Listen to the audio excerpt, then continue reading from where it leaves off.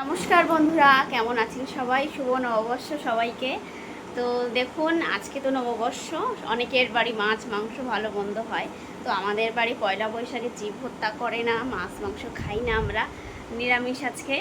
আর পাপানের পিসিমণি পাপানকে আর সোনামণিকে নতুন জামা দিয়েছে, দেখাচ্ছি আপনাদের।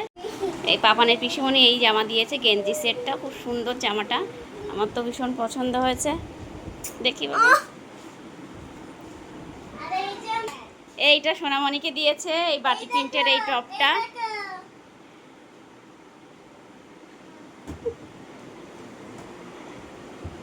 ব্যাট বল খেলো দুজনে।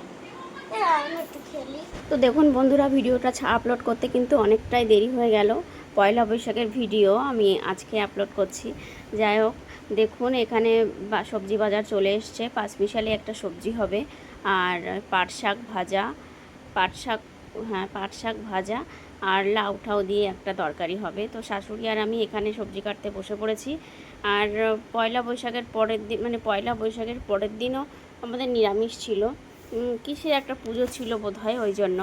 তো দেখুন প্রচণ্ড রোদ চেড়েছে আজকে, ওয়েদারটা ভীষণ রৌদ্র। আর পয়লা বৈশাখের দিন আমাদের কিন্তু একটা অঘটন ঘটে গেছিলো, সেটা আপনাদের সঙ্গে শেয়ার করা হয়নি। আমার কাকা শ্বশুরের ছেলে ছাদে উঠেছিল, ছাদ থেকে ছাদের একটা কার্নিশের ইট ছিল, সেই ইট মানে ইটে পা দিয়েছিল, সেই পা দিলে ইটটা পুরো নেমে ওর নিচে পড়ে গেছে। আমাদের পাশের বাড়ি এক জায়ের ভিটের ওপরে পড়ে গেছে, পাকা ভিটের ওপরে, ওর পা ভেঙে গেছে, ভীষণই খারাপ অবস্থা। বনগা একটা হাড়ের নার্সিংহোমে ও ভর্তি আছে, মানে পাটা এখনও অপারেশন করিনি, পার মানে হাড়টা কুচি কুচি মতো হয়ে গেছে, ওখানে প্লেট কিংবা কোনো কিছু একটা বসাতে হবে। তো এখনও অপারেশন হয়নি, পা ফুলে আছে বলে ডাক্তার বলেছে যে পা ফোলাটা কমলে তারপরে অপারেশন হবে। আর এদিকে দেখুন আমি ঘরটারগুলো একটু পরিষ্কার করে মুছে নিচ্ছি।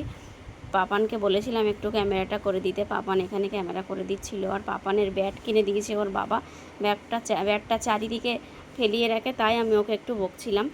দেখুন ঘর টরগুলো পরিষ্কার করে মুছে নিচ্ছি, স্টান দিয়ে মুছলে যেন ঠিক ভালো হয় না।